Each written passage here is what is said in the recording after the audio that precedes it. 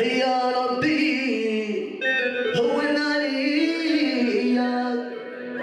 أيام فقط قبل استقبالنا للشهر الفضيل رمضان المبارك، استبشرت مدينة العطاف بتوبة مغني الراي المشهور بالمنطقة الشابكة إلى الله، مطلقا بذلك أغنية الراي والحانات والملاهي ليغدو منشدا ملتزما. كنت نغني الراي كيما على الصغر وكاع، بصح دروك صاير الراي انا شغل ما استراحتي فيه، باسكو ليه لهاني بزاف، ما في عائلتي ولا في صلاتي ولا ما عنديش بروغرام اللي نقبض به. ومن بين أسباب التغيير المفاجئ للشابكة المنشد محمد حاليا هو عائلته الصغيرة ورفقائه. الأنشودة اللي تبلغ الرسالة للشباب، الرسالة اللي تعطي صورة جميلة للسكان العطاف. محمد اليوم فاجأنا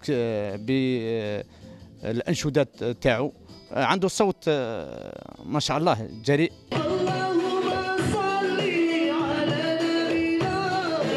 قبلي حكى لك كان في طريق يعني في الملاهي ومن بعد تبنى في الحق الانسان ولا يصلي وكبرنا وهنا، انما دروك يعني نأدوا الرساله بطريقه اخرى، مش حاجه اللي يقدر يقابل بها الناس ويقابل بها سورتو محمد ولد فاميلا وانسان ما شاء الله متخلق. مالغري كان يغني الراي مي الله يبارك انسان ما شاء الله.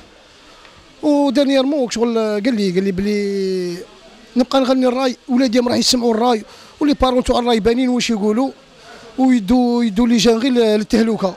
المنشد محمد اعترف لنا بأنه ندم على العمر الذي أضاعه مع أغاني سيئة وإن لاقت إعجاب الجمهور، معبرا عن فرحة بداخله لا توصف، خاصة عندما يبدع في وصف عظمة الله وصفاته العليا من خلال الإنشاد. غدوة من غدوة ما ندمش عليها، بس كوني عارف باللي بلغت رسالة والشباب كي يسمعها ما يقولش ودي فوالا ذاك الإنسان شوف أنا كي نعطي له رسالة يديرها في راسه